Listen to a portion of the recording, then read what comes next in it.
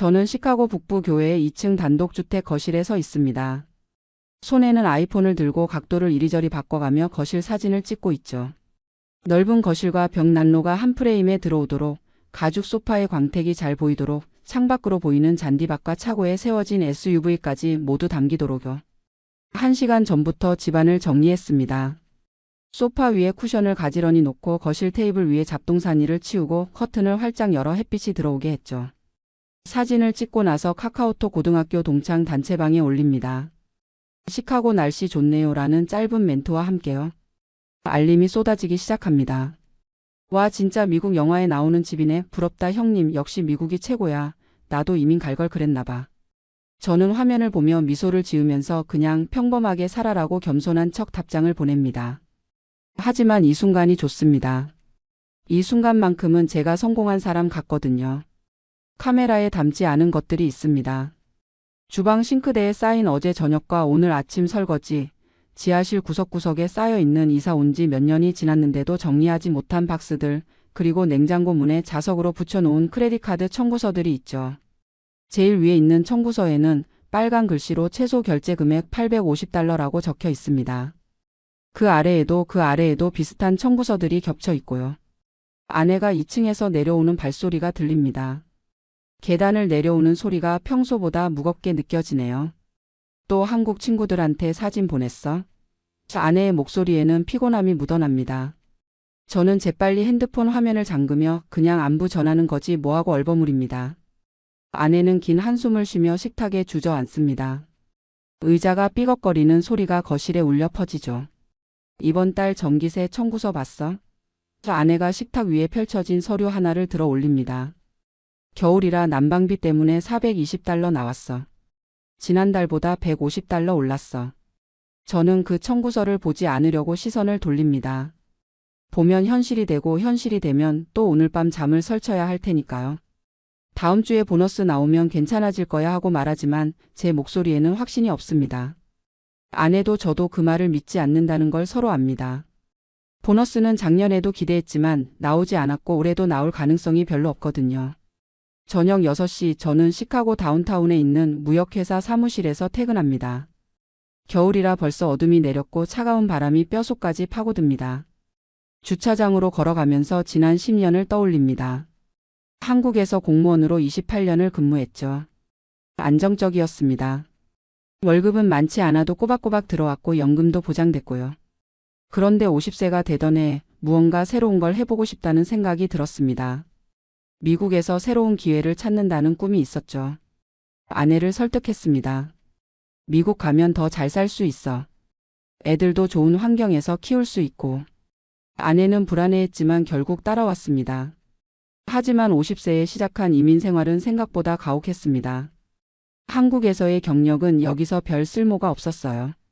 영어도 서툴렀고 미국 시스템도 낯설었죠. 결국 지금 다니는 무역회사에 겨우 들어갔습니다. 연봉은 세전 $65,000. 세금 떼고 나면 월 $4,000 정도가 손에 들어옵니다. 아내는 한인마트에서 파트타임으로 일하며 월 $1,500를 벌고요. 합쳐서 월 $5,500입니다. 한국 친구들이 들으면 와 700만 원이나 버네라고 부러워할 금액이죠. 하지만 현실은 다릅니다. 차를 몰고 집으로 가면서 머릿속으로 계산을 합니다. 모기지 월납입금이 $2,200, 2대 차량 할부금이 $850, 각종 보험료가 $600, 전기가스 수도 인터넷 합쳐서 $500. 여기에 식비, 기름값, 크레딧카드 최소 결제금까지 하면 매달 적자입니다. 부족한 돈은 또 크레딧카드로 돌려막고 있죠. 10년째 이렇게 살고 있습니다. 집에 도착하니 아내가 냉동 피자를 오븐에 돌리고 있습니다. 전자레인지 위에 시계가 6시 45분을 가리키고 있네요. 오늘은 요리할 기운이 없어서. 아내의 목소리가 작습니다. 저는 아무 말도 하지 않고 소파에 앉습니다. 신선한 식재료로 요리하는 건 이제 사치가 됐습니다. 냉동식품과 할인 쿠폰으로 버티는 게 일상이 된 지 오래죠. 마트 전단지를 꼼꼼히 확인해서 세일하는 것만 삽니다. 그나마도 제일 저렴한 브랜드로요. 식사 후 아내가 조심스럽게 입을 엽니다. 여보, 크레딧카드 청구서들 좀 봐야 할 것 같아. 이번 달 최소 결제금만 해도 $1,600야. 이대로 가다간. 말을 끝맺지 못하고 아내가 고개를 떨굽니다. 저는 손을 내저으며 내가 알아서 할게 하고 말하지만 사실 어떻게 해야 할지 모릅니다. 10년 동안 이렇게 살았습니다. 10년 동안 빚은 늘었고 저축은 제로입니다. 은행 계좌에 남아있는 돈은 247달러 뿐이고요. 다음 날 토요일 오전 저는 침대에 누워 카카오톡을 확인합니다. 고등학교 동창 단체방에서 친구들이 주말 계획을 이야기하고 있네요. 오늘 가족들이랑 제주도 간다. 우리는 애들 학원 보내고 백화점 갈 거야. 점심에 회 먹으러 가기로 했어. 친구들의 일상이 부럽습니다. 그들은 별 고민 없이 주말을 즐기는 것 같아요. 한 친구가 저를 태그하며 묻습니다. 동욱이 형은 뭐해? 미국은 주말에 뭐하고 놀아? 저는 잠시 고민하다가 답장을 보냅니다. 우리는 오늘 다운타운 가서 브런치 먹고 미술관 갈 거야. 날씨 좋아서 드라이브도 하고. 실제로는 집에서 TV 보며 냉장고에 남은 어제 피자를 먹을 계획입니다. 기름값이 아까워서 차를 몰고 나가는 것도 부담이거든요. 갤런당 3.5달러 왕복 30마일이면 10달러가 넘게 들어갑니다. 아내가 옆에서 한숨을 쉽니다. 또 거짓말했네. 저는 핸드폰을 내려놓으며 거짓말이 아니라 그냥 좋은 모습만 보여주는 거지 하고 변명합니다. 아내는 더 이상 아무 말도 하지 않습니다. 처음엔 남편인 저를 설득하려 했지만 이제는 지친 것 같아요. 저도 지쳤습니다. 거짓말하는 것도 숨기는 것도 이제 지쳤어요. 오후에 우편함을 확인하러 나갑니다. 찬 바람이 얼굴을 때리고 눈이 살짝 내리기 시작합니다. 우편함을 여니 또 크레딧카드 회사에서 온 편지가 들어 있습니다. 빨간 글씨로 긴급이라고 쓰여 있는 봉투를 뜯어봅니다. 귀하의 계좌가 90일 이상 연체 상태입니다. 즉시 조치를 취하지 않으시면 채권 추심 기관으로 넘어갑니다. 저는 편지를 구겨서 주머니에 넣고 집으로 들어갑니다. 쓰레기통에 던지려다가 그냥 주머니에 넣어둡니다. 언젠가는 봐야 할 테니까요. 진짜 아기는 누구일까요? 카드 회사도 아니고 모기지 회사도 아닙니다. 저 자신입니다. 10년 동안 저를 속이고 아내를 힘들게 하고 한국 친구들에게 거짓된 삶을 보여주며 살아왔죠. 하지만 인정하고 싶지 않습니다. 인정하는 순간 제 이민생활 10년이 실패였다는 걸 받아들여야 하니까요. 저녁에 또 단체방에 사진이 올라옵니다. 친구가 제주도 바다를 배경으로 찍은 가족 사진입니다. 웃고 있는 아내와 아이들, 푸른 바다, 밝은 햇살. 다들 좋겠다, 부럽다, 나도 가고 싶다 같은 댓글을 답니다. 저도 습관적으로 부럽네하고 적지만 사실 제일 부러운 건 저입니다. 저 친구들은 적어도 빚에 쫓기지 않습니다. 매달 통장 잔고 걱정하지 않죠. 크레딧 카드 청구서가 두렵지 않을 겁니다. 밤 11시 저는 침대에서 잠이 오지 않아 크레딧 점수 앱을 확인합니다. 580점. 매우 낮은 등급입니다. 2년 전만 해도 680점이었는데 연체가 쌓이면서 계속 떨어졌죠. 이 점수로는 더 이상 대출도 받을 수 없고 새 크레딧 카드도 만들 수 없습니다. 신용 불량자가 되어가고 있는 겁니다. 아내가 뒤척이며 작은 목소리로 말합니다. 여보, 우리 이제 어떻게 해야 할까? 이대로는 안 되잖아. 저는 천장을 바라보며 대답하지 못합니다. 천장에 작은 금이 보입니다. 언제부터 생긴 건지 모르겠네요. 어떻게 해야 할지 정말 모르겠습니다. 10년 전으로 돌아갈 수만 있다면 이민 오지 않았을 텐데요. 월요일 아침 출근길 라디오에서 한인 방송이 나옵니다. 시카고 한인들의 파산 신청이 작년 대비 35% 증가했습니다. 특히 50대 이상 이민자들의 경우 언어와 문화적 장벽으로 인해 재정적 어려움을 겪는 비율이 높은 것으로 나타났는데요. 저는 황급히 채널을 돌립니다. 제 이야기 같아서 듣고 싶지 않습니다. 다른 채널에서는 신나는 팝송이 흘러나오네요. 회사에 도착하니 동료가 말을 겁니다. 동욱, 점심 같이 먹을래? 새로 생긴 일식집 괜찮대. 동료들이랑 같이 가기로 했어. 저는 미소를 지으며 오늘은 도시락 싸왔어 하고 거절합니다. 사실 도시락은 어제 남은 피자 2조각입니다. 비닐랩에 싸서 가방에 넣어왔죠. 외식 한 끼에 15달러는 너무 큽니다. 팁까지 하면 20달러가 넘어가고요. 저녁에 집에 돌아오니 아내가 식탁에 앉아 서류들을 펼쳐놓고 있습니다. 눈이 빨갛게 부어있네요. 울었던 것 같습니다. 여보, 이거 봐. 은행에서 편지 왔어. 모기지 3개월 연체했다고. 압류 절차 시작한대. 압류. 그 단어가 머릿속에서 울립니다. 저는 현관에 서서 가방을 떨어뜨립니다. 가방이 바닥에 쿵 소리를 내며 떨어지고 안에 있던 도시락통이 굴러 나옵니다. 3개월? 그럴 리가 없는데. 하지만 아내가 내미는 서류를 보니 명백합니다. 지난 3개월 동안 최소 결제금만 내느라 모기지는 계속 밀렸던 겁니다. 어떻게 이걸 몰랐을까요? 아니, 알고도 외면했던 거겠죠. 아내가 떨리는 목소리로 계속합니다. 그게 다가 아니야. 차 할부금도 2개월 연체됐어. 보험회사에서도 연락 왔어. 이번 달 안에 안 내면 보험 끊긴대. 보험 없으면 차 몰 수도 없잖아. 출근 어떻게 해? 저는 식탁 앞 의자에 주저앉습니다. 다리에 힘이 풀립니다. 10년 동안 조금씩 쌓인 빚이 마침내 폭발하는 순간입니다. 얼마야? 총 빚이 얼마야? 제 목소리가 떨립니다. 아내가 계산기를 두드립니다. 삐삐 소리가 조용한 거실에 울려 퍼집니다. 모기지 남은 거 25만 달러, 크레딧카드 빚 3만 2천 달러, 차 할부 2만 8천 달러. 합쳐서 31만 달러. 한국 돈으로 4억이 넘어. 4억. 그 숫자가 현실로 다가옵니다. 저와 아내가 평생 일해도 갚기 힘든 금액입니다. 저는 손으로 얼굴을 감쌉니다. 눈앞이 캄캄합니다. 내가 잘못했어. 내가 계속 모른 척하고 회피하고. 미안해. 그때 핸드폰이 울립니다. 카카오톡 알림입니다. 고등학교 동창이 보낸 메시지네요. 동우가 다음 주에 한국 갈 일 있는데 시카고 들를까? 내 집 구경도 하고 싶고. 미국 쌀이 어떤지 궁금해. 스테이크도 먹고 싶고. 저는 핸드폰을 식탁 위에 내려놓습니다.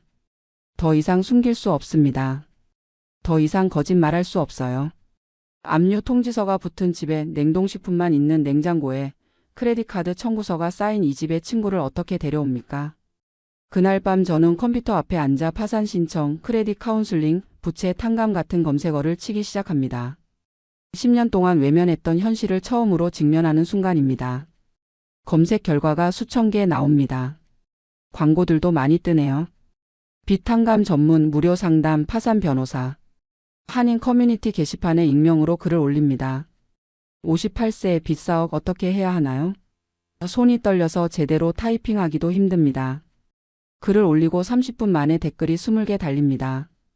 비슷한 처지의 사람들, 이미 파산을 경험한 사람들, 전문가들의 조언이 쏟아집니다. 그중 한 댓글이 눈에 들어옵니다. 크레딧 카운슬링부터 받으세요. 파산은 최후의 수단입니다. 아직 늦지 않았어요. 저도 비슷한 상황에서 5년 만에 정리했습니다. 용기 내세요. 다음 날 저는 회사에 반차를 냅니다. 병원 가야 한다고 거짓말했죠. 크레딧 카운슬링 기관을 찾아갑니다. 시카고 한인타운에 있는 작은 사무실입니다. 한인 상담사가 저를 맞이합니다. 40대 중반쯤 되어 보이는 여자분이네요. 앉으세요. 편하게 말씀하세요. 저는 모든 청구서를 꺼냅니다. 크레딧 카드 명세서, 모기지 서류, 은행 잔고 내역. 평생 숨기고 살았던 것들을 처음으로 다른 사람에게 보여주는 순간입니다. 부끄럽습니다. 창피합니다. 하지만 어쩔 수 없죠. 상담사가 한 장 한 장 꼼꼼히 검토합니다. 30분쯤 지났을까요? 상담사가 한숨을 쉽니다. 솔직히 말씀드리면 상황이 매우 심각합니다. 부채 대비 소득 비율이 65%입니다. 정상적으로는 36% 이하여야 하는데요. 제 가슴이 철렁 내려앉습니다. 상담사가 계속합니다. 2가지 선택지가 있습니다. 첫째, 채무통합관리 프로그램에 들어가시는 겁니다. 모든 크레딧 카드를 해지하고 저희가 채권자들과 협상해서 이자율을 낮춥니다. 그리고 5년간 매달 일정 금액을 저희한테 내시면 저희가 채권자들에게 분배합니다. 얼마나 내야 하는데요? 제가 묻습니다. 월 2,000달러 정도 예상됩니다. 5년이면 빚을 다 갚을 수 있어요. 저는 핸드폰 계산기를 두드립니다. 월 수입 5,500달러에서 2,000달러를 빚 갚는 데 쓰면 남은 건 3,500달러. 여기서 모기지 2,200달러 내고 차 할부 850달러 내면 남는 게 450달러입니다. 이걸로 보험료, 공과금, 식비를 해결해야 한다고요? 불가능합니다. 둘째 선택지는 뭔가요? 파산 신청입니다. 실장 파산을 신청하시면 크레딧카드 빚은 탕감됩니다. 하지만 집은 잃게 되고 크레딧 점수는 10년간 회복이 안 됩니다. 그리고 한국에 계신 가족들이나 친구들이 알게 되실 수도 있습니다. 집을 잃는다. 그 말이 가슴에 박힙니다. 10년간 지켜온 집. 한국 친구들에게 자랑하던 그 집. 하지만 그게 전부 빚으로 지은 허상이었죠. 상담소를 나와 주차장에 세워둔 차에 앉아 있는데 아내한테서 전화가 옵니다. 여보, 큰일 났어. 아까 차 보험 회사에서 전화 왔는데 오늘까지 돈 안 내면 내일부터 보험 취소된대. 그럼 차 못 몰잖아. 출근 어떻게 해? 저는 은행 앱을 확인합니다. 잔고 247달러. 보험료는 315달러입니다. 68달러가 모자랍니다. 68달러. 한국 돈으로 9만 원도 안 되는 돈이 없어서 차 보험이 끊길 처지입니다. 그때 카카오톡 알림이 옵니다. 고등학교 동창입니다. 동우가 항공권 샀어. 다음 주 목요일 저녁에 시카고 도착해. 내 집에서 하룻밤만 자도 돼? 호텔비 아끼게. 그리고 금요일에는 내가 시카고 맛집 좀 데려가줘. 스테이크 먹고 싶어.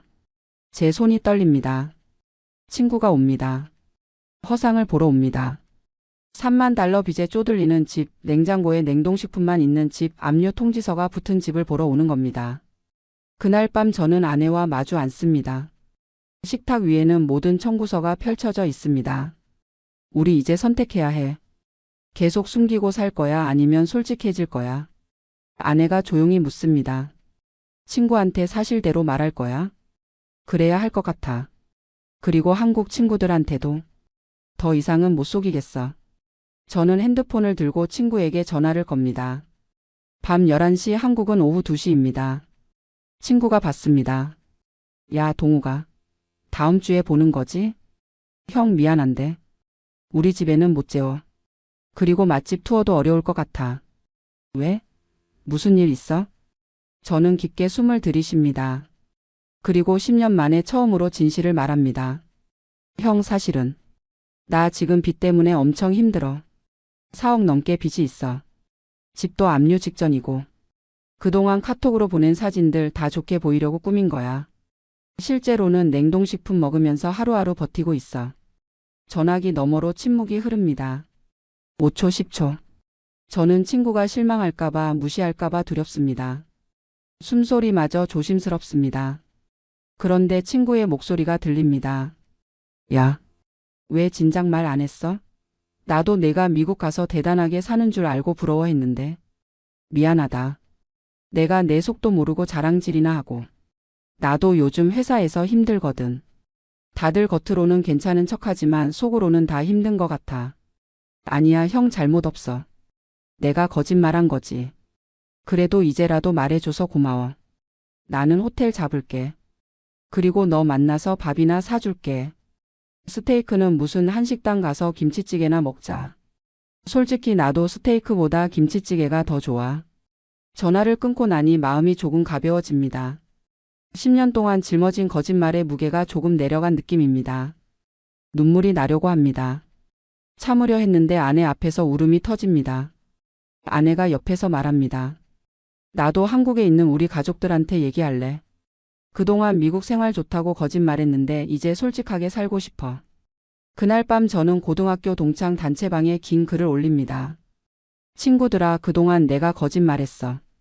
미국 생활이 좋아 보였겠지만 실제로는 빚 때문에 너무 힘들어. 4억 넘는 빚이 있고 집도 잃을 위기야. 미안해. 그리고 이제부터는 솔직하게 살고 싶어. 글을 올리고 핸드폰을 내려놓습니다. 무서워서 댓글을 바로 확인하지 못하겠네요. 1시간쯤 지나서 핸드폰을 다시 듭니다. 새벽 2시인데 20개가 넘는 댓글이 달려 있습니다. 비난하는 사람은 단 한 명도 없습니다. 힘내, 응원한다, 우리가 도울 수 있는 거 없을까? 나도 비슷한 경험 있어. 같이 이겨내자. 오히려 위로와 격려뿐입니다. 다음 날 저는 다시 크레딧 카운슬링 기관을 찾아갑니다. 이번엔 아내와 함께입니다. 상담사가 채무통합 관리 프로그램 서류를 내밉니다. 월 2,000달러는 어렵다고 하셨죠? 그럼 다른 방법을 찾아야 합니다. 소득을 늘리시거나 지출을 줄이시거나. 제가 결심한 듯 말합니다. 주말에 아르바이트를 구하겠습니다. 주중 저녁에도 뭔가 할 수 있을 거예요. 아내도 거듭니다. 저도 파트타임 시간을 늘릴게요. 지금은 주 20시간인데 30시간으로 늘리면 월 800달러 더 벌 수 있어요. 상담사가 고개를 끄덕입니다. 그럼 월 수입이 한 1000달러 정도 더 늘어나겠네요. 그리고 지출도 줄여야 합니다. 차 한 대는 팔아야 할 것 같아요. 차를 팔아요? 제가 놀랍니다. 네. 2대 할부금이 월 850달러인데 한 대만 남기고 나머지는 팔면 할부금도 줄고 보험료도 줄고 기름값도 절약됩니다. 한 달에 한 700달러는 아낄 수 있어요. 저는 차고에 세워둔 제 SUV를 떠올립니다. 5년 전에 산 차입니다. 한국 친구들한테 사진 보내며 자랑하던 차죠. 하지만 이제 그런 건 중요하지 않습니다. 알겠습니다. 팔게요. 상담사가 계속 설명합니다. 그리고 집 문제입니다. 모기지가 월 2200달러인데 이건 솔직히 소득 대비 너무 높아요. 지금 집을 자발적으로 매각하시고 작은 아파트로 이사 가시는 게 나을 수도 있습니다. 집을 팔아요? 아내가 놀랍니다. 네. 지금 집 시장 가격이 모기지 잔액보다 높으면 팔고 남은 돈으로 작은 곳에 렌트하시는 겁니다. 월세가 1500달러 정도 나가는 투베드룸 아파트로 가시면 한 달에 700달러를 아낄 수 있어요. 상담사가 계산기를 두드리며 정리합니다. 정리하면 이렇습니다. 첫째, 부부가 소득을 늘려서 월 1000달러 추가 수입. 둘째, 차 한 대 팔아서 월 700달러 절약. 셋째, 집 팔고 렌트로 옮겨서 월 700달러 절약. 그럼 월 2400달러를 채무 통합 프로그램에 쓸 수 있습니다. 5년이면 모든 빚을 갚을 수 있어요. 저와 아내는 서로를 바라봅니다. 집도 차도 포기해야 합니다. 10년간 지켜온 것들을 모두 내려놓아야 하죠. 하지만 그게 유일한 길입니다. 하겠습니다. 제가 말합니다. 일주일 후 저는 차를 팔았습니다. 중고차 딜러에게 18,000달러를 받았습니다. 남은 할부금 14,000달러를 갚고 4,000달러가 손에 남았습니다. 그 돈으로 밀린 보험료와 공과금을 정리했습니다. 처음으로 연체 없이 청구서를 냈네요. 아내는 한인마트에 시간을 늘려달라고 요청했고 주 30시간 일하게 됐습니다. 저는 주말에 한인 식당에서 설거지 아르바이트를 구했습니다. 토요일, 일요일 각 6시간씩. 시급 15달러로 주당 180달러, 월 720달러 추가 수입입니다. 집은 부동산에 매물로 내놓았습니다. 시장 가격 32만 달러, 모기지 잔액 25만 달러를 갚으면 7만 달러가 남습니다. 그 돈으로 이사 비용을 내고 렌트 보증금을 낼 수 있습니다. 집을 내놓고 3주째 되던 날 한국에서 어머니한테서 전화가 옵니다. 동우가 내가 미국에서 힘들다며? 동창들한테 들었다. 저는 순간 당황합니다. 어머니 그게 왜 말 안 했니? 어머니한테도 숨기고. 내가 뭐가 부족해서 아들이 그렇게 고생하는데 모르고 있었니? 진짜 적은 빚이 아니었습니다. 크레딧 카드 회사도 모기지 회사도 아니었죠. 진짜 적은 제 자신의 자존심이었습니다. 10년 동안 저를 속이고 성공한 척하고 잘 사는 척하며 쌓아 올린 허상. 그 허상을 지키려고 가족도 친구도 심지어 저 자신도 속였습니다. 어머니가 계속합니다. 아들아, 나도 평생 가난하게 살았지만 빚은 안 지고 살았다. 내가 미국 간다고 했을 때 말렸잖니. 50살에 새로 시작하는 게 쉽겠냐고. 그래도 내가 꿈이 있다니까 보냈는데. 어머니 죄송합니다. 제가 잘못 생각했어요. 잘못 생각한 게 아니라 체면 때문에 거짓말한 거지. 아들아, 사람은 솔직하게 살아야 해. 못 사는 게 죄가 아니야. 거짓말하고 사는 게 죄지. 전화를 끊고 나니 눈물이 납니다. 58년을 살았지만 오늘 처음으로 제대로 우는 것 같습니다. 가슴 속에 쌓였던 무언가가 터져 나오는 느낌입니다. 저녁에 아내와 함께 앉아 지난 10년을 돌아봅니다. 우리 왜 이렇게 됐을까? 아내가 묻습니다. 내가 인정하기 싫었던 것 같아. 미국에 왔는데 한국보다 못 사는 게. 공무원 그만두고 왔는데 후회하는 게. 그래서 계속 좋은 척했어. 사진으로 말로 거짓말로. 나도 똑같았어. 한국 친구들이 부러워할 때 기분 좋았거든. 실제로는 냉동식품 먹으면서도 사진에는 근사한 집만 찍었잖아. 두 사람은 서로의 손을 잡습니다. 이제부터는 솔직하게 살자. 빚 갚고 나면 좀 가난해도 적어도 거짓말은 안 하고 살자. 그날 밤 저는 카카오톡 프로필에서 화려한 집 사진을 지웁니다. 대신 아무것도 올리지 않습니다. 있는 그대로의 모습이 제일 편합니다. 한 달 후 집이 팔렸습니다. 32만 달러의 계약이 성사됐습니다. 모기지 잔액 25만 달러를 갚고 부동산 수수료와 각종 비용을 빼니 손에 남은 건 6만 5천 달러입니다. 저와 아내는 시카고 외곽의 작은 투베드룸 아파트로 이사했습니다. 월세 1,400달러. 이전 집의 모기지보다 800달러 싼 곳입니다. 아파트는 작지만 깨끗하고 관리비에 난방비가 포함돼 있어서 겨울에도 걱정이 덜합니다. 하지만 현실은 만만하지 않습니다. 채무 통화 프로그램에 매달 2,400달러를 내기 시작했지만 생활비가 빠듯합니다. 전기세가 예상보다 많이 나왔고 아내가 감기에 걸려 병원비 200달러가 추가로 들어갔습니다. 보험이 있어도 본인 부담금이 만만치 않습니다. 저는 주말 아르바이트가 힘듭니다. 회사에서 평일 내내 일하고 주말에 또 6시간씩 설거지를 하니 몸이 비명을 지릅니다. 58세 몸이 버티기엔 너무 가혹하죠. 무릎이 아프고 허리가 아픕니다. 밤에는 파스를 붙이고 자는데도 아침이면 몸이 뻐근합니다. 한 달에 한 번씩 크레딧 카운슬링 기관에서 보내는 보고서를 받습니다. 이번 달 2,400달러 입금 확인됐습니다. 현재까지 갚은 금액 7,200달러. 남은 금액 24,800달러. 5년이란 시간이 너무 길게 느껴집니다. 어느 날 회사 동료가 점심시간에 묻습니다. 동욱 요즘 많이 힘들어 보여. 괜찮아?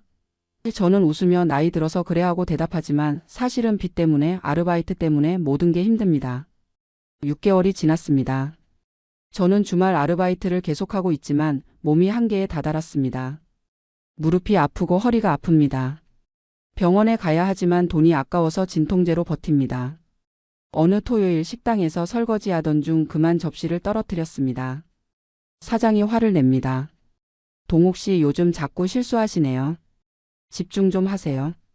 저는 고개를 숙이고 사과합니다. 58세 남자가 설거지하다 꾸중 듣는 현실이 비참합니다. 집에 돌아오니 아내가 소파에 앉아 울고 있습니다. 여보, 나 오늘 마트에서 잘렸어. 저는 얼어붙습니다. 왜? 무슨 일이야? 사장이 한국에서 조카를 데려온대. 그래서 나는 이번 달까지만 나오래. 다음 달부터는 일 없어. 월 2,000달러 수입이 사라집니다.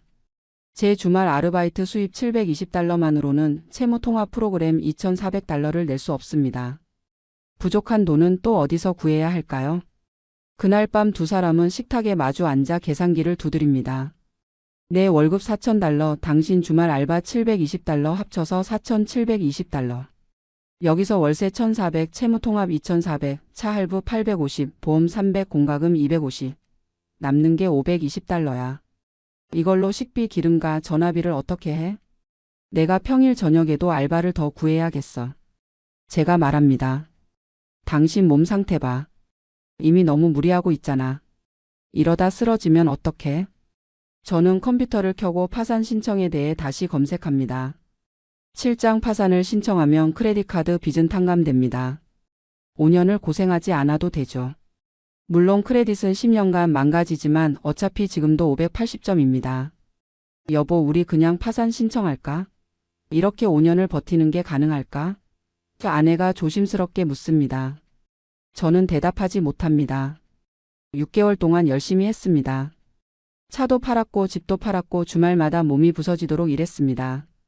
하지만 여전히 빠듯합니다. 한 번의 실수, 한 번의 사고만으로도 다 무너질 수 있습니다. 그때 핸드폰이 울립니다. 한국에 있는 고등학교 동창입니다. 동우가 요즘 어때? 빚 갚는 거 잘 되고 있어? 저는 응, 잘 되고 있어 하고 거짓말합니다. 또 거짓말이네요. 결국 또 거짓말하고 있습니다.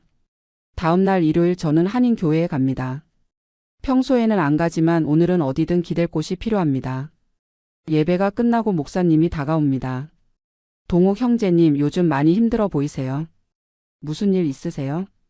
저는 처음엔 아니에요 하려다가 그냥 솔직하게 말합니다. 목사님, 저 지금 빚 때문에 너무 힘듭니다. 목사님이 조용히 듣고 나서 말합니다. 형제님, 교회에 재정상담 봉사하시는 분이 계세요. 은퇴한 회계사님인데 무료로 상담해 주십니다. 한번 만나보실래요? 일주일 후 저는 그 회계사를 만납니다. 70대 한인 어르신입니다. 제 재정 상태를 꼼꼼히 보고 나서 말합니다. 아직 희망이 있어요. 부인이 일자리를 잃었지만 다른 곳을 구하면 돼요. 그리고 동욱 씨 회사에 급여 인상을 요청해 보셨어요? 10년 다녔으면 협상할 여지가 있어요. 급여 인상이요? 저 같은 사람이 어떻게? 시도해 보세요. 최악의 경우는 거절당하는 거예요. 그건 지금이랑 똑같은 거잖아요. 하지만 만약 월 500달러라도 올라간다면 훨씬 숨통이 트일 거예요. 그 말에 저는 작은 희망을 봅니다. 포기하기엔 아직 이릅니다. 조금만 더 버티면, 조금만 더 노력하면 길이 보일지도 모릅니다. 월요일 저는 용기를 내서 상사를 찾아갑니다. 부장님, 제가 이번에 급여 인상을 요청하고 싶습니다. 상사가 놀랍니다. 갑자기 왜? 무슨 일 있어요? 개인적인 사정이 있습니다. 10년간 회사에 성실히 일했고 제 업무 평가도 나쁘지 않았습니다. 연봉 5% 인상을 요청합니다. 일주일 후 상사가 부릅니다. 동욱 씨 5%는 어렵고요. 3% 인상으로 결정됐어요. 월 200달러 정도 올라가는 거예요. 200달러. 원했던 것보다 적지만 그래도 희망입니다. 저는 고개를 숙여 감사 인사를 합니다. 아내는 새로운 일자리를 구했습니다. 한인 요양원에서 주 35시간 시급 17달러. 월 2,380달러입니다. 이전 마트 일보다 380달러 더 많습니다. 회계사 어르신의 조언대로 저는 식당 설거지 대신 평일 저녁에 할 수 있는 일을 구했습니다. 한인 식품 배달 일입니다. 월수금 저녁 3시간씩 시급 18달러. 주당 162달러, 월 648달러입니다. 설거지보다 70달러 적지만 몸이 덜 힘듭니다. 새로운 수입을 정리합니다. 제 월급 4,200달러, 아내 요양원 급여 2,380달러, 제 배달 알바 648달러. 합계 7,228달러입니다. 지출은 월세 1,400달러, 채무통합 2,400달러, 차 할부 850달러, 보험 300달러, 공과금 250달러. 합계 5,200달러입니다. 남는 돈은 2,028달러. 이걸로 식비, 기름과 전화비, 의료비를 해결할 수 있습니다. 빠듯하지만 가능합니다. 6개월이 더 지났습니다. 차 할부를 완납했습니다. 이제 매달 850달러가 절약됩니다.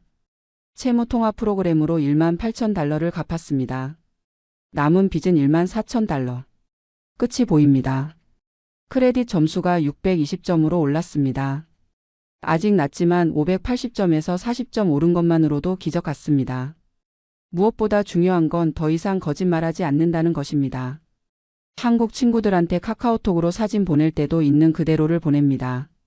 작은 아파트, 저렴한 식사, 평범한 일상을요. 2년 후 저는 채무통합 프로그램을 완료했습니다. 32,000달러의 크레딧카드 빚을 모두 갚았습니다.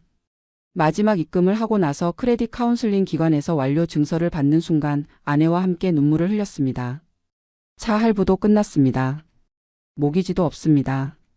월세만 내면 됩니다. 처음으로 빚 없는 삶을 삽니다. 크레딧 점수는 680점까지 회복됐습니다. 좋은 등급입니다.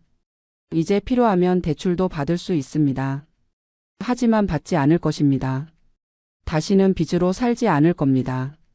저와 아내는 여전히 작은 아파트에 삽니다. 집을 다시 살 계획은 없습니다. 월세로 사는 게 편합니다. 대신 매달 500달러씩 저축을 시작했습니다. 작지만 처음으로 미래를 준비하고 있습니다. 주말 알바는 그만뒀습니다. 60세가 넘은 몸이 더 이상 무리하지 않아도 됩니다. 평일 배달 일도 그만뒀습니다. 이제 저녁에는 집에서 아내와 함께 저녁을 먹습니다. 한국 친구들과 카카오톡 할 때도 편합니다. 거짓말할 필요가 없습니다. 요즘 뭐해? 하고 물으면 그냥 조용히 살아. 저축 좀 하고 있어 하고 솔직하게 대답합니다. 어느 일요일 오후 저와 아내는 시카고 미시간 호수를 따라 산책합니다. 돈 안 드는 데이트죠. 호수 위로 햇빛이 반짝이고 찬 바람이 얼굴을 스칩니다. 아내가 말합니다. 여보, 우리 이제 행복한 것 같아. 응, 나도 그래. 옛날에는 큰 집, 좋은 차 있어도 불행했는데 지금은 아파트에 살아도 행복해. 저는 아내의 손을 잡습니다. 빚 없는 게 제일 큰 부자야. 집으로 돌아오는 길에 저는 핸드폰을 꺼내 한국 친구들 단체방에 사진을 올립니다. 미시간 호수와 함께 찍은 부부 사진입니다. 캡션은 이렇습니다. 오늘 산책. 날씨 좋음. 마음도 좋음. 친구 하나가 댓글을 답니다. 동욱이 형 요즘 사진 보면 진짜 행복해 보여. 저는 답장을 보냅니다. 응. 이제 진짜 행복해. 그리고 핸드폰을 내려놓습니다. 거짓말 없는 삶. 빚 없는 삶. 그게 진짜 미국의 꿈이었습니다. 수요일 저녁 6시가 되면 저는 침대 옆 협탁에 놓인 휴대폰을 집어들곤 합니다. 카카오톡 화면을 켜면 어김없이 서울 언니들 단톡방에 초록색 알림이 떠 있지요. 매주 이 시간 서울과 부산과 대구에 흩어져 사는 친구들과 저는 영상통화로 만납니다. 얼굴을 보며 이야기를 나눈다는 게 이 나이가 되니 더없이 귀한 일이더군요. 화면이 연결되고 익숙한 얼굴들이 하나씩 떠오릅니다. 큰 언니가 먼저 보입니다. 69인 큰 언니는 서울에서 초등학교 선생님으로 30년을 일하다 정년 퇴직했지요. 국민연금을 꼬박꼬박 받고 계시는데 그래도 언니 얼굴에는 언제나 걱정이 가득합니다. 작은 언니도 화면에 나타납니다. 68 부산에서 은행원으로 일했던 작은 언니는 저보다 1살 위입니다. 마지막으로 막내도 들어옵니다. 대구에 사는 막내는 66이고 회사원으로 일하다 은퇴했지요. 순이야, 잘 지냈어? 큰 언니가 먼저 말을 겁니다. 저는 고개를 끄덕이며 웃어 보였습니다. 잘 지냈지? 언니는? 큰 언니가 한숨을 내쉽니다.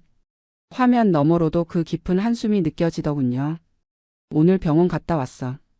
혈압약이랑 당뇨약 처방받는데 말이야. 언니가 잠시 말을 멈추고는 처방전 종이봉투를 화면에 들어 보입니다. 30만 원 나왔어. 약값이 이렇게 비싼 줄 몰랐네. 작은 언니도 거들어 말합니다. 나도 요즘 집 걱정이야. 집주인이 이번 달부터 월세를 올린대. 얼마나? 80만 원에서 90만 원으로. 안 올려주면 나가라고 하더라고. 부산도 요즘 집값이 만만치 않아. 막내는 마트 비닐봉지를 들고 화면에 앉습니다. 두부 한 모와 계란 한 판이 보이더군요. 언니들 나 오늘 장 봤어. 요즘 마트 가면 기절할 것 같아. 고기는 쳐다보지도 못하고 두부랑 계란만 샀어. 새 친구가 저를 바라봅니다. 그 시선 속에 동정이 섞여 있다는 걸 저는 알고 있습니다. 그래도 순이야, 너는 참 대단해. 큰 언니가 조심스럽게 말을 꺼냅니다. 소셜연금 그것밖에 안 되는데 미국에서 어떻게 버티니? 정말 고생 많다. 작은 언니도 고개를 끄덕입니다. 맞아. 미국 물가가 얼마나 비싼데. 그 돈으로 혼자 산다는 게. 막내는 눈물까지 글썽입니다. 순이야, 힘들면 힘들다고 말해. 우리가 뭐라도 도와줄 테니까. 저는 입을 열려다 말았습니다. 아니야, 나는 괜찮아라고 말하고 싶었지만 친구들의 그 확신에 찬 얼굴을 보니 말이 목구멍에서 맴돌다 사라지더군요. 그들은 제가 힘들게 산다고 굳게 믿고 있었습니다. 제가 아무리 괜찮다고 해도 그들은 제가 자존심 때문에 거짓말한다고 생각할 게 분명했습니다. 영상통화를 끊고 나서 저는 거실 소파에 앉아 창밖을 바라봤습니다. LA 한인타운 인근 시니어 아파트 3층에서 보이는 저녁 풍경은 고요했습니다. 가로등 불빛이 하나씩 켜지고 멀리서 차 지나가는 소리가 들려왔지요. 5년 전이 떠올랐습니다. 남편이 갑작스러운 심장마비로 세상을 떠났을 때 저는 정말 막막했습니다. 남편과 함께 받던 소셜연금 2,800달러가 절반으로 줄었습니다. 1,400달러만 남았지요. 저축도 거의 없었고 한국에 돌아갈 집도 없었습니다. 10년 전 이민 올 때 이미 아파트를 팔아서 정착 자금으로 썼으니까요. 그때 친구들이 모두 말했습니다. 순이야, 한국으로 돌아와. 우리가 도와줄게. 여기는 그래도 의료보험 되고 물가도 싸잖아. 미국에서 혼자 어떻게 살아? 친구들은 진심으로 걱정했습니다. 저도 한국으로 돌아가는 게 나을까 고민했지요. 하지만 딸아이가 LA에서 간호사로 일하고 있었고 저는 최소한 딸이 있는 나라에서 살고 싶었습니다. 멀리서라도 딸의 숨결을 느끼고 싶었지요. 그때 소셜워커가 찾아왔습니다. 한국말을 하는 젊은 여성이었는데 그가 알려준 정보들은 제게 새로운 세계였습니다. 어르신 시니어 아파트에 신청하세요. 소득 기준으로 월세가 정해져서 부담 없으셔요. 메디케어 파트 B하고 D까지 가입하시면 병원비 걱정 없으세요. 푸드뱅크하고 시니어 센터 무료 급식 프로그램도 있어요. 저는 반신반의했습니다. 그런 게 정말 있을까 싶었지요. 하지만 일단 시도해 보기로 했습니다. 선택의 여지도 없었으니까요. 그렇게 5년이 흘렀습니다. 다음 주 수요일이 다가왔습니다. 저는 영상통화 전에 제 생활비를 한번 정리해 봤습니다. 노트에 차근차근 적어 내려갔지요. 소셜연금 1,400달러. 우리 돈으로 약 190만 원입니다. 여기서 시니어 아파트 월세가 나갑니다. 제 소득의 30%로 책정되어 월 420달러 약 57만 원입니다. 15평짜리 원베드룸 아파트인데 화장실도 따로 있고 작은 주방도 있지요. 메디케어 파트 B 보험료가 월 165달러 약 22만 원입니다. 파트 D 약가 보험이 월 35달러 약 5만 원이고요. 전기세와 수도세를 합치면 60달러 약 8만 원 나옵니다. 휴대폰 요금은 월 30달러 약 4만 원입니다. 여기까지 계산하니 710달러 약 96만 원이 나왔습니다. 고정 지출이 끝난 겁니다. 남은 돈은 690달러 약 94만 원입니다. 이 중에서 식비가 나갑니다. 하지만 매주 화요일 푸드뱅크에서 식재료를 받고 매주 금요일 시니어센터에서 무료 점심을 먹으니 실제로 쓰는 식비는 월 200달러 약 27만 원이면 충분합니다. 교통비는 시니어 버스패스로 월 25달러 약 3만 원만 나옵니다. 이렇게 계산하니 매달 465달러 약 63만 원이 남습니다. 이 돈으로 저는 손주들에게 용돈도 보내고 한인교회에 헌금도 하고 가끔 한인마트에서 고기도 사 먹습니다. 그리고 매달 200달러씩 저축도 하고 있습니다. 지금 통장에는 $10,000 약 1,360만 원 정도 모여 있지요. 노트를 보며 저는 생각했습니다. 친구들은 제가 1,400달러로 어떻게 사냐고 걱정하는데 실제로는 매달 저축까지 하고 있다는 게 아이러니하더군요. 영상통화 시간이 되어 친구들과 연결했습니다. 저는 조심스럽게 말을 꺼냈습니다. 나는 사실 생활이 괜찮아. 시니어 아파트 월세도 저렴하고 병원도 메디케어로 거의 공짜야. 큰 언니가 고개를 저었습니다. 순이야, 우리한테 괜찮은 척 안 해도 돼. 힘들면 힘든 거지. 작은 언니도 믿지 않는 표정입니다. 1,400달러면 우리 돈으로 190만 원인데 미국 물가에 그게 무슨 돈이니? 월세만 100만 원 넘게 나가지 않아? 막내는 걱정스러운 얼굴로 말합니다. 병원비도 미국은 엄청 비싸다며? 감기 한 번 걸리면 수백만 원 나온다고 뉴스에서 봤어. 저는 구체적으로 설명하려 했습니다. 시니어 아파트는 소득의 30%만 내면 돼서 57만 원이고 메디케어는 파트 B, D 다 합쳐도 27만 원이야. 병원비는 거의 안 나와. 하지만 큰 언니는 고개를 가로저었습니다. 그게 말이 돼? 미국이 그렇게 좋으면 왜 다들 한국으로 돌아온대? 세 친구 모두 제가 자존심 때문에 어려운 상황을 숨긴다고 확신하고 있었습니다. 정 힘들면 우리가 십시일반해서 도와줄 테니 말해. 작은 언니의 그 말에 저는 답답함이 목까지 차올랐습니다. 하지만 아무리 설명해도 소용없다는 걸 알았습니다. 그들에게는 미국은 비싸다는 고정관념이 너무 강했으니까요. 영상통화를 끊고 나서 저는 한숨을 쉬었습니다. 어떻게 하면 친구들을 이해시킬 수 있을까요? 다음 날 저는 시니어 센터에 갔습니다. 매주 금요일 무료 점심을 먹으러 가는 곳인데 거기서 만난 김 권사님께 고민을 털어놨습니다.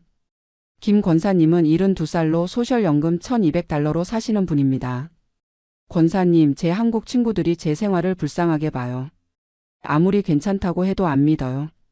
김 권사님이 빙그레 웃으셨습니다. 나도 처음 미국 왔을 때 한국 친구들이 불쌍하다고 했어. 그래서 내가 한 달 생활을 사진으로 찍어서 보여줬지. 사진으로요? 그래. 말로는 안 믿으니까 증거를 보여줘야지. 푸드뱅크에서 받은 식재료, 시니어센터 점심, 병원비 청구서, 월세 고지서. 다 찍어서 보내줬어. 그랬더니 그제야 믿더라고. 김 권사님의 조언을 듣고 저는 마음먹었습니다. 한 달 동안 제 생활을 기록해서 친구들에게 보여주기로요. 첫째 주 화요일 저는 푸드뱅크에 갔습니다. 한인타운에서 차로 10분 거리에 있는 교회 지하에서 매주 화요일 오전 10시부터 12시까지 식재료를 나눠줍니다. 저는 9시 45분쯤 도착했는데 이미 사람들이 줄을 서 있더군요. 대부분 한인 어르신들이었습니다. 10시가 되자 문이 열렸습니다. 자원봉사자들이 친절하게 맞아주었습니다. 저는 장바구니를 들고 들어가 식재료를 받았습니다. 우유 4개, 빵 3개, 계란 2판, 양파 5파운드, 감자 10파운드, 신선한 브로콜리와 당근, 냉동 닭고기 5파운드, 사과 1봉지. 모두 무료였습니다. 집에 돌아와 저는 식탁에 받아온 식재료들을 펼쳐놨습니다. 그리고 휴대폰으로 사진을 찍었습니다. 식탁 위에 가득한 신선한 식재료들이 화면에 담겼지요. 셋째 주 금요일 저는 시니어센터 무료 점심을 먹으러 갔습니다. 오늘 메뉴는 구운 연어의 현미밥 샐러드 과일이었습니다. 저는 점심 식판을 받아 자리에 앉기 전에 사진을 한 장 찍었습니다. 노릇하게 구워진 연어가 식욕을 돋우더군요. 지난주에는 병원에 갔었습니다. 정기 검진 때문이었는데 진료비가 $250 나왔습니다. 하지만 메디케어가 $200를 부담해서 제가 낸 건 $50, 약 7만 원 뿐이었습니다. 저는 청구서 사진도 찍어뒀습니다. 메디케어 부담금과 본인 부담금이 명확히 적혀 있었지요. 약국에서 받은 당뇨약과 혈압약 처방전도 사진으로 남겼습니다. 파트 D 보험으로 석 달치 약값이 총 $30, 약 4만 원만 나왔다는 영수증이었습니다. 시니어 아파트 월세 고지서도 찍었습니다. 원베드룸 아파트 약 15평이 월 $420라는 게 명확히 적혀 있었습니다. 한 달이 지났습니다. 저는 모은 사진들을 정리했습니다. 그리고 다음 수요일 영상통화 때 친구들에게 보여주기로 마음먹었습니다. 수요일 저녁 영상통화가 연결되었습니다. 친구들의 얼굴이 화면에 떴습니다. 저는 준비한 사진을 하나씩 보여줬습니다. 먼저 푸드뱅크 식재료 사진을 보여줬습니다. 큰 언니가 눈을 동그랗게 뜨더군요. 이게 다 공짜야? 미국에서? 매주 화요일마다 이렇게 받아. 신선하고 질 좋은 것만 골라서 줘. 작은 언니가 화면을 가까이 들여다봤습니다. 우유가 4개나? 우리는 마트에서 우유 한 통 사는데도 돈이 아까워 죽겠는데. 시니어센터 무료 점심 사진을 보여주자 막내가 감탄했습니다. 연어를 공짜로 준다고? 우리는 생선 한 토막 사 먹으려면 1만 원은 내야 하는데. 병원비 청구서를 보여주며 설명했습니다. $250 진료비 중 내가 낸 건 $50야. 7만 원이면 한국 병원비랑 비슷하거나 오히려 싸지? 막내가 고개를 끄덕였습니다. 우리는 보험 있어도 30% 부담이니까 비슷한 진료 받으면 15만 원은 나와. 약간 영수증을 보여줬습니다. 당뇨약이랑 혈압약 석 달치가 4만 원이야. 큰 언니가 한숨을 쉬었습니다. 나는 한 달에 30만 원씩 나가는데. 마지막으로 월세 고지서를 보여줬습니다. 세 친구 모두 놀란 표정이었습니다. $420면 57만 원인데 15평짜리를? 우리는 10평도 안 되는 원룸이 80만 원인데? 작은 언니가 믿기지 않는다는 듯 고개를 저었습니다. 화면 속 친구들의 표정이 변하고 있었습니다. 처음에 동정 어린 시선이 점차 부러움으로 바뀌고 있었지요. 저는 이번에는 친구들의 실제 생활비를 물어봤습니다. 큰 언니가 한숨을 쉬며 말했습니다. 국민연금 150만 원에 월세 90만 원 내면 60만 원 남아. 전기세, 수도세 10만 원, 통신비 5만 원, 교통비 10만 원 쓰면 35만 원 남는데 병원비가 문제야. 매달 약값만 30만 원이니까 식비는 5만 원으로 버텨야 해. 작은 언니도 고개를 저었습니다. 나는 연금 180만 원이지만 월세가 이번에 90만 원으로 올라서 90만 원 남아. 관리비 포함하면 80만 원이고 거기서 공과금, 통신비, 교통비 빼면 50만 원 남는데 병원비 20만 원 내면 식비는 30만 원. 고기는 한 달에 한 번 먹을까 말까야. 막내는 눈물까지 글썽였습니다. 나는 연금이 130만 원밖에 안 돼서 제일 힘들어. 월세 80만 원에 공과금, 통신비, 교통비 15만 원, 병원비 20만 원 쓰면 식비는 15만 원밖에 안 남아. 요즘은 하루 한 끼 먹고 참을 때도 있어. 저는 가슴이 먹먹해졌습니다. 친구들이 저를 걱정하고 있었지만 실제로는 친구들이 훨씬 어려운 상황이었습니다. 특히 한국은 의료비 부담이 크고 월세가 계속 오르고 물가도 만만치 않았습니다. 며칠 후 저는 김 권사님을 다시 만났습니다. 권사님, 제 친구들이 한국에서 너무 힘들게 살고 있어요. 연금 받아도 병원비 빼면 식비도 빠듯하대요. 김 권사님이 고개를 끄덕였습니다. 그럴 거야. 한국은 노인복지가 아직 부족하니까. 연금 받아도 의료비 부담이 크고 월세도 비싸지. 친구들한테 미국으로 오라고 하고 싶은데 가능할까요? 자녀분들이 미국에 있으면 초청할 수 있어. 시간은 좀 걸리지만. 저는 생각해 봤습니다. 큰언니 아들은 실리콘밸리에서 일하고 있고 작은 언니 딸은 뉴욕에 있으며 막내 아들은 LA에 있습니다. 모두 자녀들이 미국에 있었습니다. 다음 영상통화 때 저는 조심스럽게 제안했습니다. 너희들이 미국으로 오는 게 어때? 큰 언니가 놀란 표정으로 물었습니다. 이 나이에 미국을? 영어도 못하는데? 영어 몰라도 돼. 한인타운에는 한국말만 해도 살 수 있어. 시니어 아파트도 한인 직원 있고 병원도 한인 의사 많아. 소셜워커도 한국 사람이 와서 다 도와줘. 작은 언니가 걱정스럽게 말했습니다. 근데 이민 가려면 비자가 필요하잖아. 큰 언니 아들은 실리콘밸리에서 일한다며? 작은 언니 딸은 뉴욕에 있고? 막내 아들도 LA에 있잖아. 자녀분들이 초청할 수 있어. 세 친구 모두 침묵했습니다. 자녀들이 미국에 있다는 건 사실이지만 자식들 짐이 될까봐 한국에 남아있던 것이었습니다. 저는 덧붙였습니다. 여기는 짐이 안 돼. 나도 딸이 LA에 있지만 1년에 명절 때나 보고 평소에는 독립적으로 살아.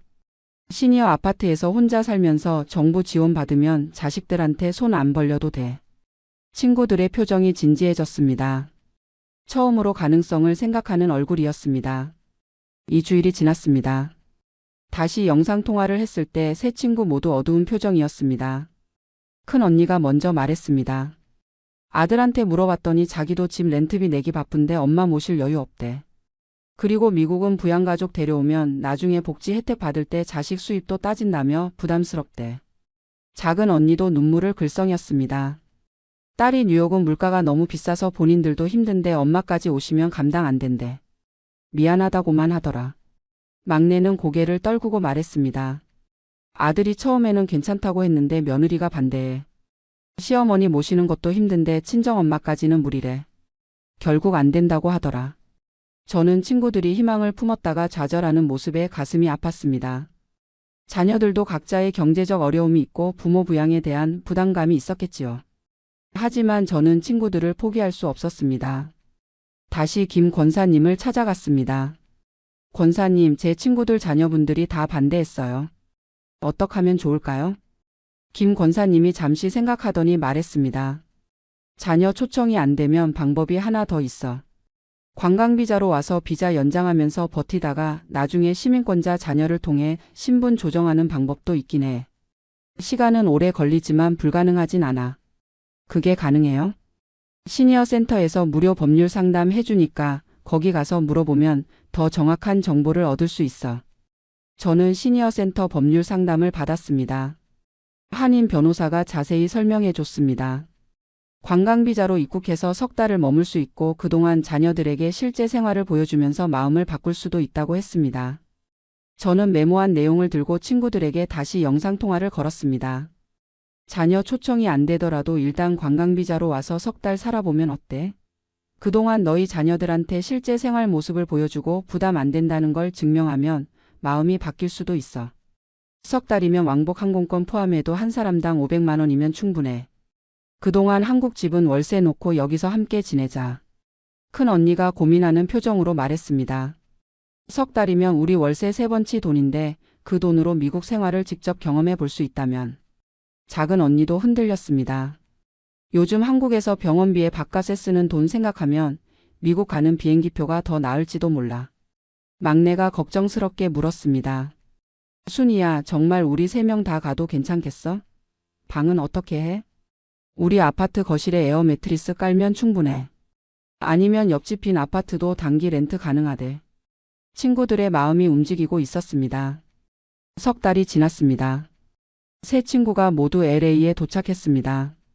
인천공항에서 출발한 비행기가 LAX에 착륙했을 때 저는 도착 게이트에서 친구들을 기다렸습니다. 큰 언니가 먼저 나왔습니다.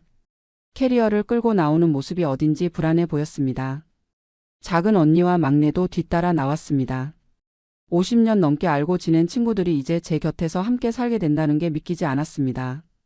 순이야. 큰 언니가 저를 보고 달려왔습니다. 우리는 껴안고 한참을 울었습니다. 제 시니어 아파트 거실에 에어 매트리스 3개를 깔았습니다. 좁았지만 행복했습니다. 함께 산다는 것 그것만으로도 충분했지요. 첫째 주 저는 친구들을 데리고 푸드뱅크에 갔습니다. 등록하는데 신분증과 거주 증명만 있으면 됐습니다. 한국 여권과 제 집 주소로 간단히 등록이 끝났습니다. 화요일 아침 우리는 함께 푸드뱅크에 갔습니다. 식재료를 받아오자 세 친구 모두 놀라워했습니다. 이게 정말 다 공짜야? 막내가 우유를 들고 믿기지 않는다는 표정으로 물었습니다. 정말 공짜야. 매주 이렇게 받을 수 있어. 둘째 주 시니어 센터에 등록했습니다. 금요일 점심 프로그램을 신청했고 그날 저녁 우리는 구운 연어를 먹었습니다. 큰 언니가 연어를 한 입 베어 물며 감탄했습니다. 한국에서는 경로당 가도 이렇게 좋은 음식 안 나오는데. 셋째 주 커뮤니티 클리닉에서 무료 건강검진을 받았습니다. 메디케어는 아직 없지만 저소득층을 위한 무료 건강검진 프로그램이 있었습니다. 혈압과 혈당을 체크하고 필요한 약도 저렴하게 처방받았습니다. 작은 언니가 약을 받아들고 말했습니다. 한국에서 30만 원 내던 약을 여기서는 5만 원에 샀어. 넷째 주부터는 한인교회에 나갔습니다. 같은 처지의 한인 어르신들이 많았습니다. 외롭지 않았고 정보도 많이 얻었습니다. 12주가 지났습니다. 귀국 날짜가 다가왔습니다. 세 친구 모두 눈물을 흘렸습니다. 한국 돌아가기 싫다. 큰 언니가 울먹였습니다. 나도. 작은 언니와 막내도 고개를 끄덕였습니다.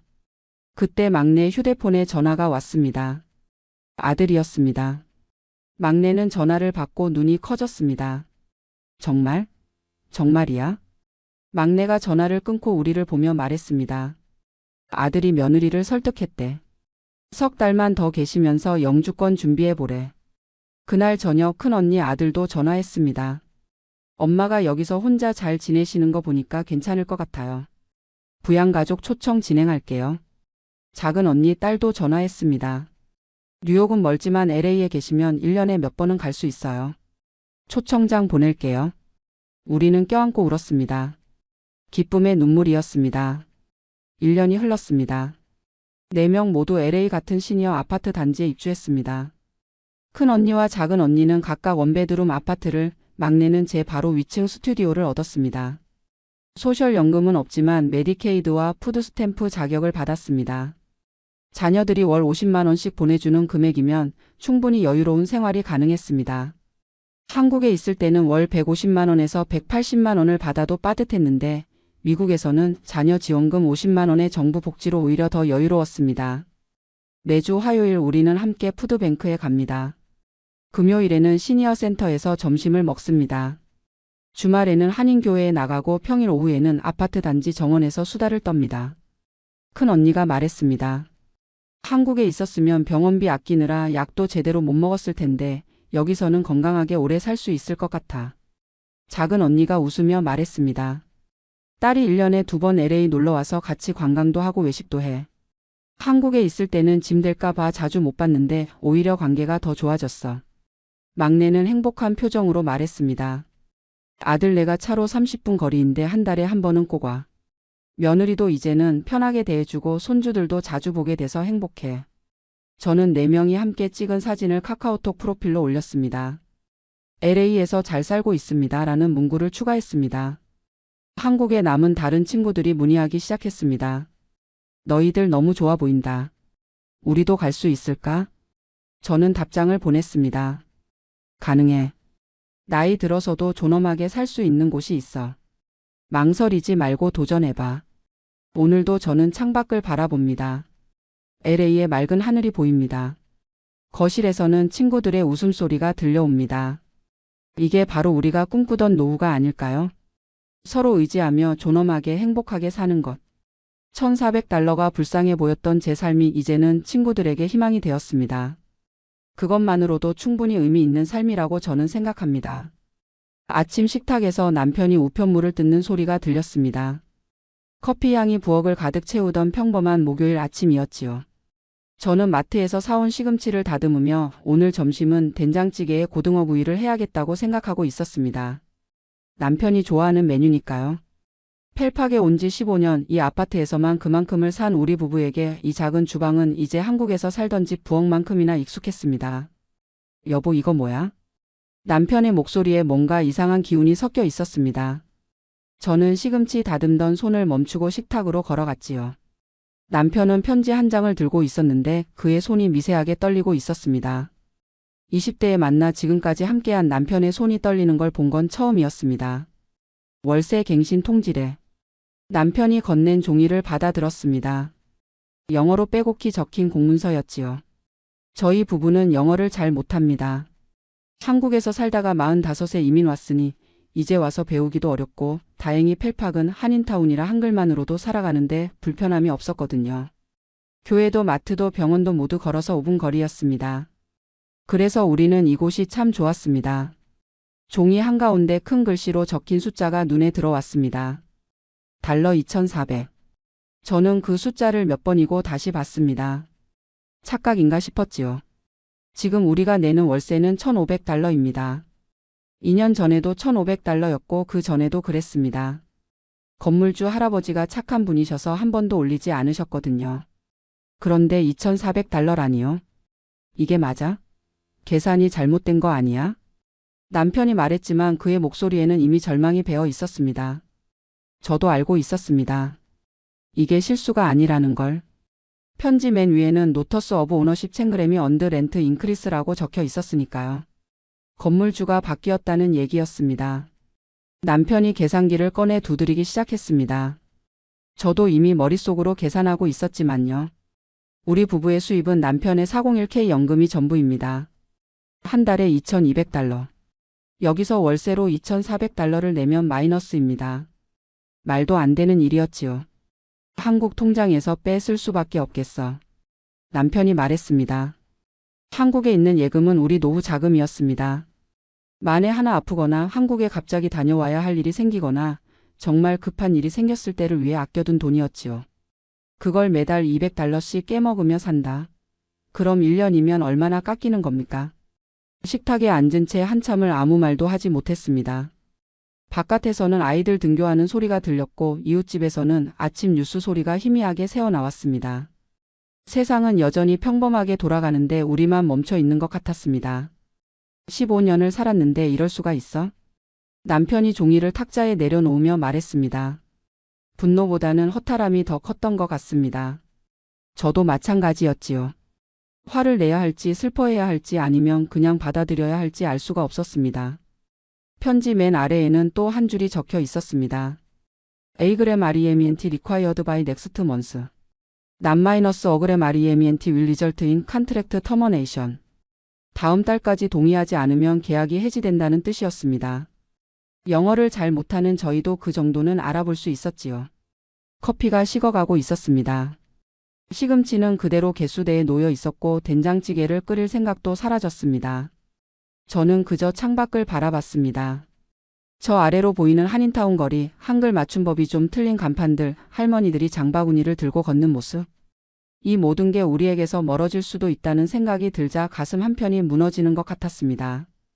남편이 조용히 말했습니다. 교회 장로님한테 물어봐야겠어. 이런 거 경험해 본 사람 있을 거야. 저는 고개를 끄덕였습니다. 그것밖에 할 수 있는 게 없었으니까요. 마이너스. 그날 저녁 저는 침대에 누워 천장을 바라보며 문득 한 가지를 떠올렸습니다. 석 달쯤 전이었을 겁니다. 3층에 살던 박 할머니가 우리 집에 들르셨던 날이요. 그분은 펠팍에서 20년을 사신 분이었습니다. 저희보다 먼저 오셔서 이 동네를 잘 아셨지요. 할머니는 그날 손에 호떡을 들고 오셨는데 눈이 퉁퉁 부어 있었습니다. 순자씨, 나 이사가. 할머니가 그렇게 말씀하셨을 때 저는 깜짝 놀랐습니다. 20년을 살던 곳을 떠나신다니요? 월세가 갑자기 2,000달러로 올랐어. 나 혼자 사는데 그걸 어떻게 내? 아들한테 가야겠어. 할머니의 목소리는 떨리고 있었습니다. 아들은 텍사스에 산다고 했습니다. 좋은 직장이 있어서 거기 정착했다고. 할머니는 자주 외로워하셨지만 펠팍을 떠나고 싶어 하지 않으셨어요. 여기가 고향 같다고 여기 사람들이 가족 같다고 하셨거든요. 건물주가 바뀌었대. 새 주인은 돈밖에 모르나 봐. 그때는 그저 할머니 혼자 당한 일인 줄 알았습니다. 안 됐다고 생각했지만 우리 일은 아니라고 여겼지요. 그런데 이제 보니 시작이었던 겁니다. 그리고 그 다음 달에는 5층에 살던 김씨 부부가 떠났습니다. 인사도 없이 조용히 이사 갔다고 관리실 아저씨가 말해 주셨지요. 그 다음엔 2층에 살던 이 선생님 가족도 갔습니다. 새 아이를 키우는 젊은 가족이었는데 하루는 계단에서 마주쳤을 때 이 선생님 부인이 눈을 붉히고 있었습니다. 애들 학교는 어떻게 하나?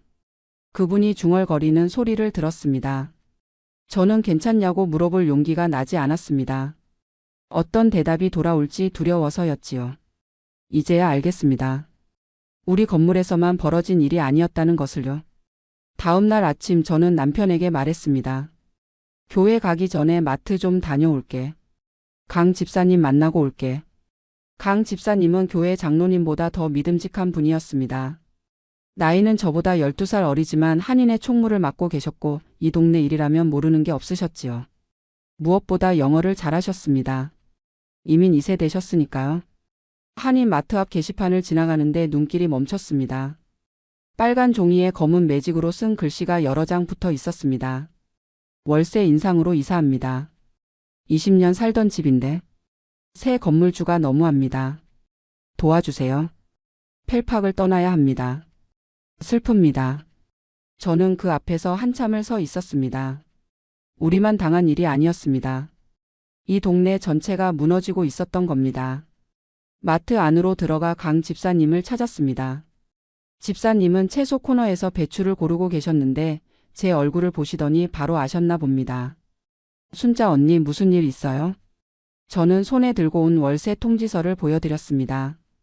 집사님이 종이를 받아들고 훑어보시더니 한숨을 길게 내쉬셨습니다. 언니도 당했구나. 집사님의 목소리에는 분노가 섞여 있었습니다. 순자 언니만 그런 게 아니에요. 우리 교회 교인 10가족이 지난 1년간 같은 이유로 펠팍을 떠났어요. 다들 오래 사신 분들이에요. 10년, 20년씩. 근데 갑자기 월세가 2배로 뛰니까 버틸 수가 없는 거예요. 집사님이 배추를 카트에 넣으며 계속 말씀하셨습니다. 이거 조직적이에요. 우연이 아니라고요. 한두 집도 아니고 이렇게 많은 집이 동시에? 뭔가 있어요. 그럼 어떡해요?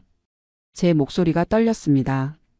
집사님은 잠시 생각하시더니 말씀하셨습니다. 내 조카 변호사한테 한번 물어볼게요. 얘가 한국계 2세대인데 로스쿨 나와서 지금 뉴저지에서 변호사해요. 무료 상담 한번 받아봐요. 내일 시간 되면 같이 가요. 그날 밤 저는 남편에게 집사님 말씀을 전했습니다.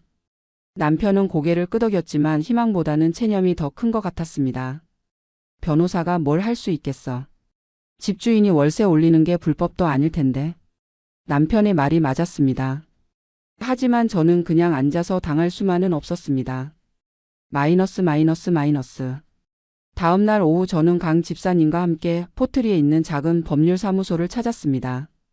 벽돌 건물 2층에 있는 조그만 사무실이었는데 문을 열고 들어서자 젊은 여성이 일어서며 반겼습니다. 이모 오셨어요? 집사님의 조카 에이미였습니다. 30 초반쯤 되어 보이는 단정한 인상의 여성이었지요. 에이미는 저희를 소파에 앉히고 물을 따라주더니 차분하게 물었습니다. 무슨 일이세요? 저는 월세 통지서와 지난 15년간의 임대차 계약서를 꺼내 보여드렸습니다. 에이미는 서류들을 꼼꼼히 살펴보더니 컴퓨터로 뭔가를 검색하기 시작했습니다. 10분쯤 지났을까요? 에이미가 고개를 들며 말했습니다. 법적으로는 문제 없어요. 제 가슴이 철렁 내려앉았습니다. 뉴저지는 렌트 컨트롤 조례가 없는 지역이에요. 그러니까 집주인이 월세를 마음대로 올릴 수 있다는 얘기예요. 물론 너무 터무니없이 올리면 도의적으로 문제지만 법적으로 막을 방법은 없어요. 강 집사님이 끼어들었습니다. 그럼 우리가 할 수 있는 게 아무것도 없다는 거예요? 일단은 그래요. 하지만 에이미가 다시 컴퓨터 화면을 보며 말을 이었습니다. 이상한 게 있어요. 건물주 정보를 조회해봤는데 순자 이모 건물만이 아니라 이 블록 건물 12채가 모두 지난 2년 사이에 한 회사로 넘어갔어요. 회사 이름은 K타운 프로퍼티 매니지먼트예요. 에이미가 손가락으로 화면을 가리켰습니다. 그리고 이 회사 대표가 정민수예요. 정민수? 저는 그 이름을 어디서 들은 것 같았습니다. 잠깐 생각해보니 기억이 났습니다. 그 사람 부동산 중개하는 사람 아니에요? 우리 이 아파트 들어올 때 그 사람이 중개해줬는데. 에이미가 고개를 끄덕였습니다. 맞아요. 정민수는 펠팍에서 20년간 부동산 중개업을 한 사람이에요. 근데 갑자기 2년 전부터 건물주가 됐네요. 그리고 조금 더 파보니까 에이미가 다른 창을 열었습니다. 같은 블록의 다른 건물들도 비슷한 패턴이에요. 오래 살던 노인 세입자들이 월세 인상으로 나가고 새로 들어온 사람들은 젊은 한인 직장인이나 유학생들이에요. 그리고 그들이 내는 월세는 $2,500 이상이에요. 강 집사님이 팔짱을 끼며 말했습니다. 이거 의도적이네. 늙은 사람들 내보내고 돈 많은 젊은이들로 채우려는 거잖아. 에이미가 심각한 표정으로 고개를 끄덕였습니다. 그럴 가능성이 높아요. 만약 이걸 증명할 수 있다면 주택차별금지법 위반으로 고소할 수 있어요. 연령을 이유로 세입자를 차별한 거니까요. 하지만 증거가 필요해요. 회사의 내부 자료나 계획서 같은 거요. 저는 희망이 보이는 것 같았습니다. 하지만 동시에 막막했습니다. 우리가 어떻게 그런 증거를 구한단 말입니까? 에이미가 명함을 건네며 말했습니다. 일단 제가 좀 더 조사해 볼게요. 그리고 이모 혹시 같은 상황에 있는 다른 분들 있으면 연락 좀 받아보세요. 피해자가 많으면 많을수록 우리가 할 수 있는 게 많아져요. 사무실을 나오며 강 집사님이 제 팔을 잡았습니다. 언니 포기하지 마요. 우리가 끝까지 해봐요. 집사님의 눈빛에는 결연함이 서려 있었습니다. 마이너스. 그날부터 저는 바빠졌습니다. 강 집사님과 함께 교회 교인들을 일일이 찾아다녔습니다. 월세 인상으로 이사간 사람들, 지금 통지서를 받고 고민 중인 사람들. 생각보다 많았습니다. 일주일 만에 23가구가 모였습니다. 모두 같은 이야기를 했습니다. 건물주가 바뀌었고 월세가 거의 2배로 뛰었고 K타운 프로퍼티 매니지먼트라는 회사가 관리한다고요. 가장 가슴 아팠던 건 82살 된 조 할머니였습니다. 혼자 사시는 분이었는데 월세가 $1,300에서 $2,600로 올랐다고 했습니다. 2배였습니다. 아들 집으로 가야 해요. 뉴햄프셔에 사는데 거긴 한인 한 명도 없어요. 한국 음식도 못 먹고. 조 할머니는 울고 계셨습니다. 여기서 25년을 사셨다고 했습니다. 25년이면 인생의 4분의 1이 넘는 시간입니다. 강 집사님이 교회 지하실을 빌려 모임을 열었습니다. 23가구가 모두 모였습니다. 에이미 변호사도 함께했지요. 에이미가 앞에 서서 설명했습니다. 집단 소송으로 가면 더 강력해요. 혼자 싸우는 것보다 함께 싸우는 게 훨씬 나아요. 그리고 저는 이걸 언론에도 알려야 한다고 생각해요. 한 할아버지가 손을 들었습니다. 언론에 나가면 우리가 더 불리해지는 거 아니에요? 집주인이 화내면? 에이미가 고개를 저었습니다. 오히려 반대예요. 여론의 압박이 있어야 그들도 움직여요. 특히 이건 한인 언론만이 아니라 미국 주류 언론도 관심 가질 만한 사안이에요. 한인 부동산업자가 한인 노년층 내모라 이런 제목이면 화제성 충분해요. 저는 손을 들었습니다. 제가 대표로 나서겠습니다. 모두가 저를 봤습니다. 남편도 놀란 표정이었지요. 순자 씨. 강 집사님이 제 손을 잡았습니다. 정말 괜찮아요? 얼굴도 나가고 이름도 나가는데. 저는 고개를 끄덕였습니다. 15년을 살았어요. 이 동네가 제 집이에요. 그냥 쫓겨날 순 없어요.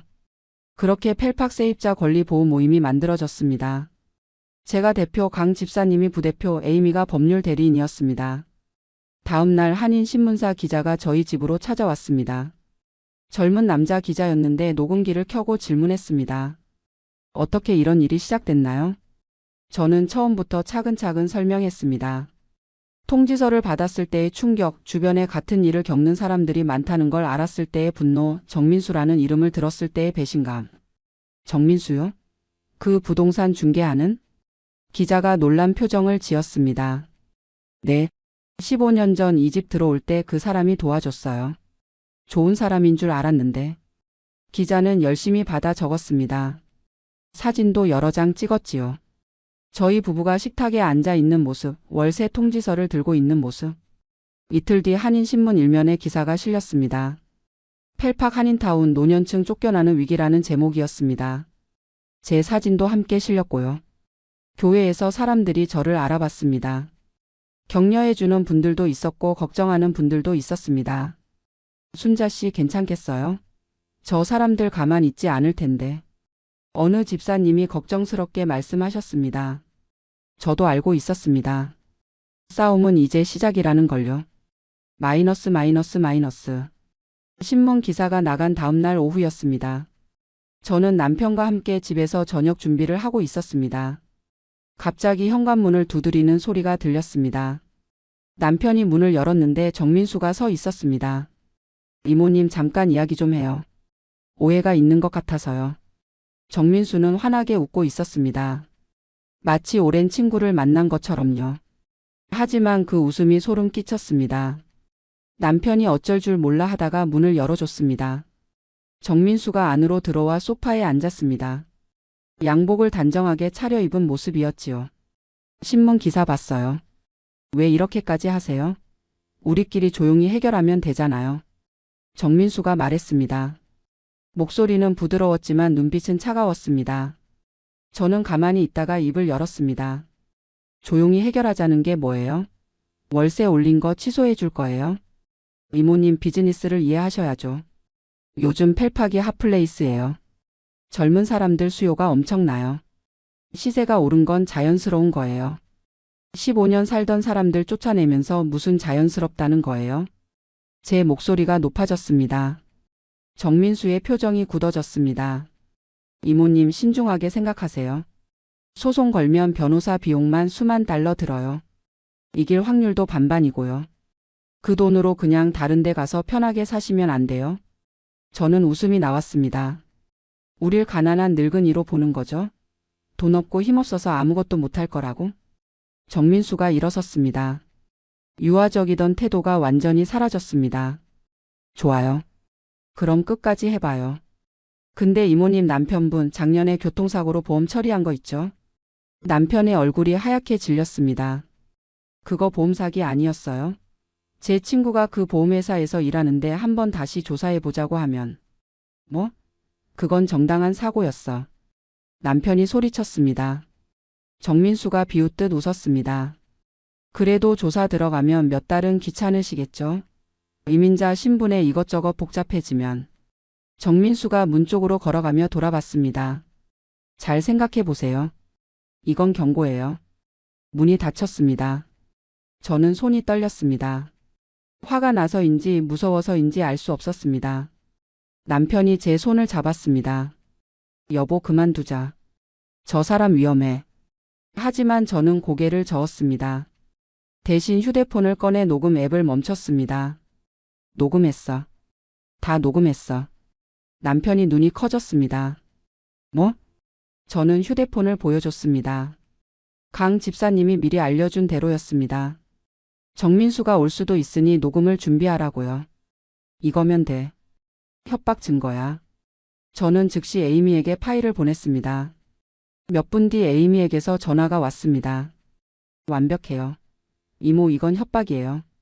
증거 인멸 교사도 되고요. 바로 법무부에 진정서 넣을게요.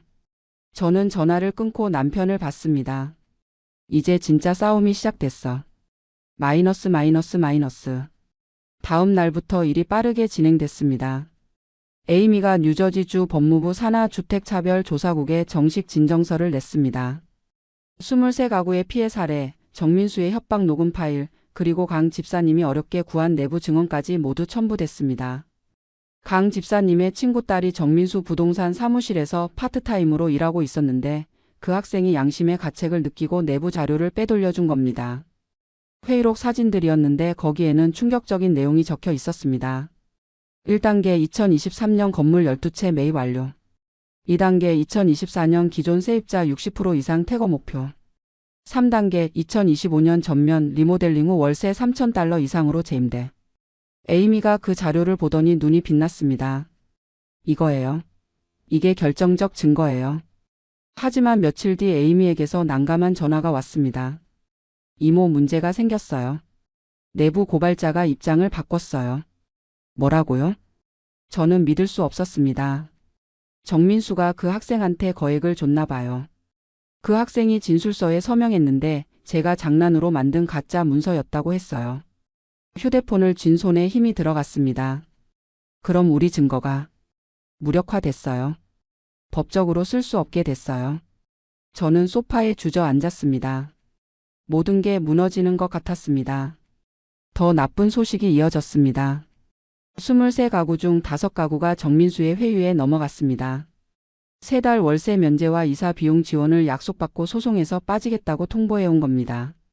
교회에서도 분위기가 바뀌었습니다.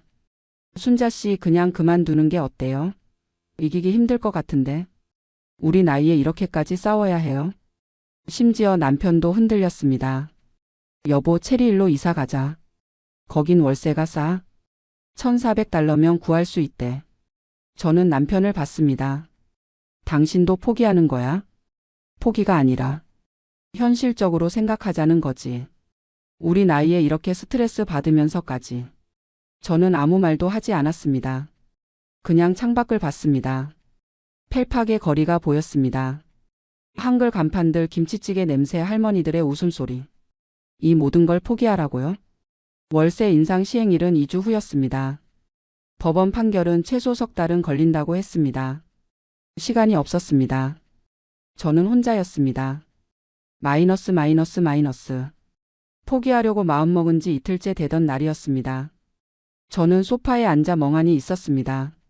남편은 체리힐 아파트를 알아보러 나갔고 강 집사님도 연락이 뜸했습니다. 모두가 끝났다고 생각하는 것 같았습니다. 전화벨이 울렸습니다. 모르는 번호였습니다. 여보세요? 최순자 씨 맞으시죠? 저는 연방주택도시개발부 소속 조사관 마이클 천입니다. 영어였지만 다행히 천천히 말해줘서 알아들을 수 있었습니다. 아니, 이름을 들으니 한국계인 것 같았습니다. 신문 기사를 보고 직권으로 조사를 시작했습니다. 저는 정신이 번쩍 들었습니다. 조사요? 네.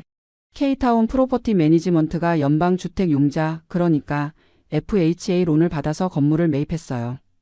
근데 그 융자 조건 중 하나가 기존 세입자 보호예요. 그런데 대량으로 월세를 올려서 내쫓았다면 이건 융자 약관 위반입니다. 저는 가슴이 뛰었습니다. 그럼 그 사람을 처벌할 수 있다는 거예요? 네. 이건 민사가 아니라 형사 문제가 될 수도 있어요. 그리고 저희가 회사 계좌를 추적했더니 이상한 점이 있어요. 조사관이 계속 말했습니다. 월세 인상분이 회사 수익으로 안 들어가고 대표 개인 계좌로 빠져나가요. 횡령 가능성이 높습니다.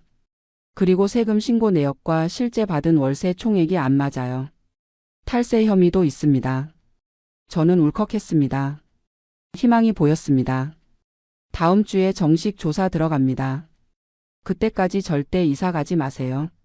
세입자들이 남아 있어야 피해 규모가 증명돼요. 전화를 끊고 저는 강 집사님에게 연락했습니다. 집사님도 놀라워하셨습니다. 언니, 이거 대박이에요. 연방정부가 직접 나선다고요? 저는 남편에게도 전화했습니다. 여보, 체리힐 알아보지 마. 우리 이긴다. 마이너스. 일주일 뒤 연방조사관 2명이 정민수 사무실에 영장을 들고 들이닥쳤습니다. 뉴스에도 나왔습니다. 컴퓨터며 서류며 모든 걸 압수했고 정민수를 연방청사로 연행했다고 했습니다. 에이미가 전화해서 설명해줬습니다. 정민수가 FHA 론으로 $1,200만 빌렸대요. 근데 융자 신청서에 기존 세입자 보호 및 저소득층 주거 안정 목적이라고 거짓말을 한 거예요. 실제로는 고소득층으로 바꿔서 돈을 벌려고 했고요. 이건 융자 사기예요. 더 충격적인 사실이 밝혀졌습니다. 정민수가 회사 돈을 매달 $40,000씩 개인 계좌로 빼돌렸고 세금도 제대로 안 냈다는 겁니다. 며칠 뒤 연방검사가 공식 발표를 했습니다. 융자 사기, 횡령, 탈세, 주택차별, 협박 등 5가지 혐의로 기소하겠습니다. 언론이 난리가 났습니다. 한인신문뿐만 아니라 미국 주류 언론에도 대대적으로 보도됐습니다. 코리언-AMERICAN 랜들로드 차그레메드 위드 프로드 언드 디스크리머네이션. 정민수는 한인 커뮤니티에서 완전히 매장됐습니다. 그의 부동산 사무실 앞에는 항의하는 사람들이 몰렸고 교회에서는 그를 출교시켰습니다. 얼마 뒤 정민수 측 변호사에게서 연락이 왔습니다. 모든 세입자의 월세를 원래대로 되돌리고 지난 2년간 과다 징수한 금액 전액 환불하겠습니다. 하지만 에이미가 말했습니다. 받아들이지 마세요. 형사처벌은 피할 수 없으니 최대한 민사보상을 뜯어냅시다. 결국 법원 조정이 열렸습니다. 저는 강 집사님, 에이미와 함께 법정에 갔습니다. 정민수도 있었습니다. 그는 초췌해 보였습니다. 판사가 조정안을 읽었습니다. 월세 원상복구, 과다 징수분 환불, 정신적 피해 보상 각 가구당 $10,000, 향후 5년간 월세 인상률 연 3% 이하로 제한. 저는 에이미를 봤습니다. 에이미가 고개를 끄덕였습니다. 동의합니다. 저도 말했습니다. 동의합니다. 마이너스. 석 달 뒤 정민수는 연방법원에서 최종 판결을 받았습니다. 융자 사기 3년, 탈세 2년, 횡령 1년. 총 6년형이었습니다. 부동산 중개업 자격도 영구 박탈됐고요. K타운 프로퍼티 매니지먼트는 파산했고 건물 12채는 모두 매각됐습니다. 다행히 새 건물주들은 합의 조건을 존중하기로 했습니다. 저를 포함한 18가구는 과다 징수분 환불과 위자료로 평균 $18,000를 받았습니다. 큰 돈이었습니다. 저는 그 돈으로 남편과 함께 20년 만에 한국 여행을 갔습니다. 서울도 가고 부산도 가고 제주도도 갔습니다. 한국이 너무 많이 변해 있었지만 여전히 반가웠습니다. 하지만 더 큰 변화는 따로 있었습니다. 우리의 싸움이 뉴스가 되고 여론이 들끓으면서 뉴저지 주의회가 움직인 겁니다. 노인 세입자 보호법이라는 새 법이 만들어졌습니다. 65세 이상 노인이 5년 이상 거주한 경우 월세 인상률을 연 5% 이하로 제한하고 일방적 계약 해지를 금지하는 내용이었습니다. 저는 뉴저지 주지사 집무실에 초대받았습니다. 법안 서명식에 참석해 달라고요. 그날 저는 떨리는 마음으로 트렌턴에 갔습니다. 주지사가 제 손을 잡고 말했습니다. 당신의 용기 덕분에 많은 노인들이 집을 지킬 수 있게 됐습니다. 사진을 찍었습니다. 주지사와 악수하는 제 모습이 한인신문 일면에 실렸습니다. 순자 할머니 뉴저지 법 바꾸다라는 제목이었습니다. 펠팍 한인타운에는 현수막이 걸렸습니다. 순자 이모님 덕분에 우리가 집을 지켰습니다. 감사합니다. 교회에서는 감사 예배를 열었습니다. 많은 사람들이 저에게 고맙다고 인사했습니다. 강 집사님과 저는 펠팍 세입자 권리센터를 만들었습니다. 비슷한 문제를 겪는 한인들을 돕기 위해서였습니다. 일주일에 이틀 교회 지하실을 빌려서 무료 상담을 했습니다. 어느 날 저녁 저는 남편과 함께 소파에 앉아 있었습니다. 창밖으로 펠팍 거리가 보였습니다. 한글 간판에 불이 켜지고 사람들이 오가고 할머니들이 장바구니를 들고 걷고 있었습니다. 남편이 제 손을 잡으며 말했습니다. 당신이 이렇게 강한 사람인 줄 몰랐어. 67년 살면서 처음 알았네. 저는 웃었습니다. 나도 처음 알았어. 근데 기분 나쁘지 않더라. 저는 월세 통지서가 왔던 그날 아침을 떠올렸습니다. 시금치를 다듬고 있었고 커피 향이 부엌에 가득했었지요. 그때는 세상이 끝난 것 같았습니다. 하지만 끝이 아니었습니다. 시작이었습니다.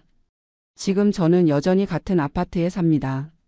월세는 $1,500로 돌아왔고 남편의 연금으로 충분히 생활할 수 있습니다. 한국 마트는 여전히 걸어서 5분 거리고 교회도 그렇습니다. 무엇보다 저는 이제 두렵지 않습니다. 누군가 다시 우리를 쫓아내려 해도 저는 싸울 줄 아니까요.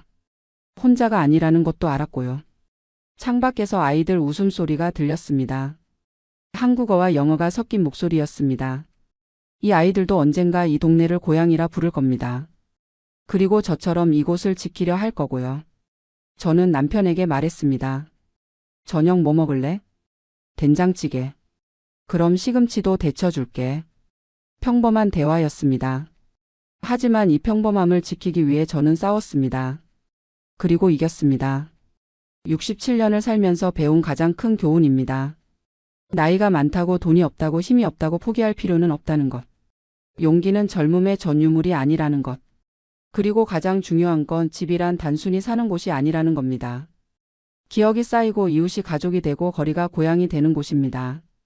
저는 이 집을, 이 동네를, 이 삶을 지켰습니다. 그것으로 충분합니다.